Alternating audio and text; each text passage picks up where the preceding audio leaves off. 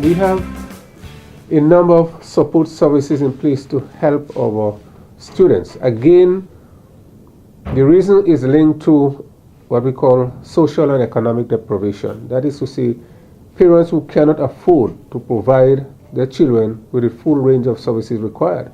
For example, we can talk about the school uniform program, where last year we allocated over $1 million to help our students to purchase uniform and books as well. The school uniform program is of particular interest because that program was suspended over the past 4.5 years. And we felt that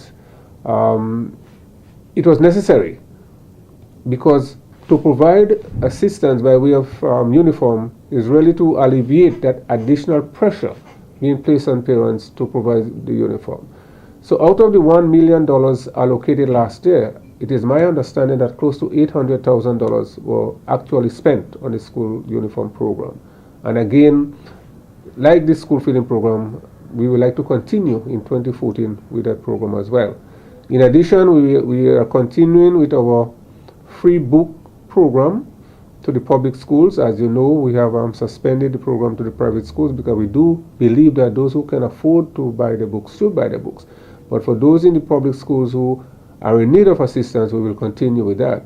In addition, we have a transport allowance to assist students who cannot afford to pay the normal bus fees to attend school, because it is our policy that no child should be denied the right of an education by virtue of being financially deprived.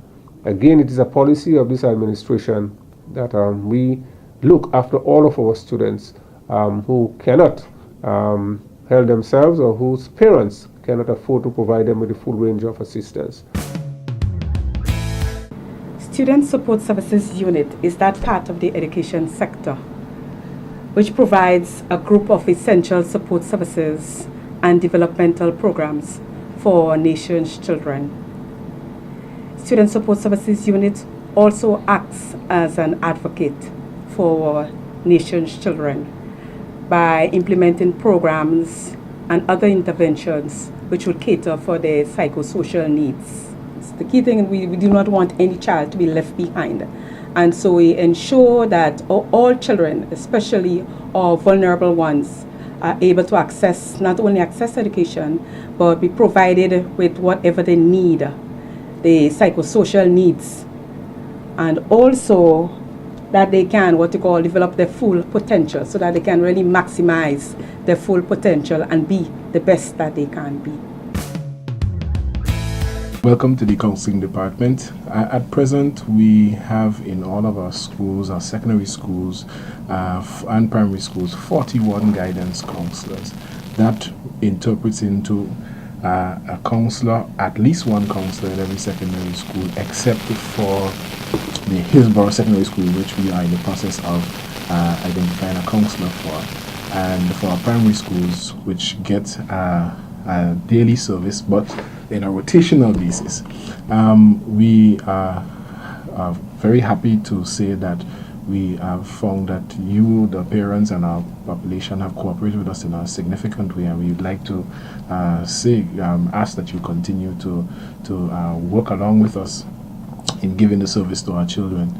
Really, what we do is guidance and counseling, which just is what it says. Guidance is the preventative part of it, where we meet in large group sessions and we encourage our young people to practice good behavior and so on. But counseling is a remedial part of it, where we deal with them on behavioral issues, or could be career issues in terms of where they want to go, in terms of their job, what subjects that they should do based on their aptitude and so on. Counseling department here will provide guidance and counseling. In terms of guidance sessions, we go to the various classes and do topics ranging from anger management, self-esteem, sex, abstinence. We cover a lot of areas, and in those sessions, guidance for the class is more preventative. From those sessions, students will seek us out, right, to speak to us individually, and we provide individual counseling sessions. We use this back room over there. where it's private and assures them confidentiality, and they're able to open up and share, and we work through with them through whatever hurdles that they're going through at that point in time in their life. We also provide referrals in terms like if a case presents itself in regards to drugs and substance abuse, we normally refer the child to the drug avoidance unit at the Ministry of Education, or whatever topic that is beyond our control or that we're not able to handle it, we refer to the qualified persons capable of doing that. We also provide consultation to students as well as staff and to the administration of the school. We lobby towards improving quality service to the students, providing resources that they will need in order to function effectively at school and cope with the challenges at school. Okay, my name is Honest Richardson, School Attendant Officer, attached to Student Support Services Unit. We as school attendant officers, we want to ensure that every child throughout the Tri-Island state of Grenada attends school regularly, on time. We collaborate with district team, non-governmental agencies, child protection agencies, in order to ensure both tangible and intangible assistance to our students. We seek transfer for students so that parents would be able to have less economic burden by placing them in a school close to them.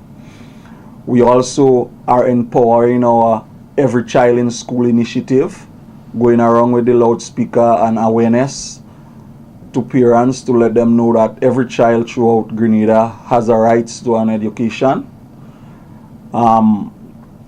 At present, we also want to change the mindset of the counseling unit in schools from being punitive to caring, so that children who are bright also would attend those counseling sessions.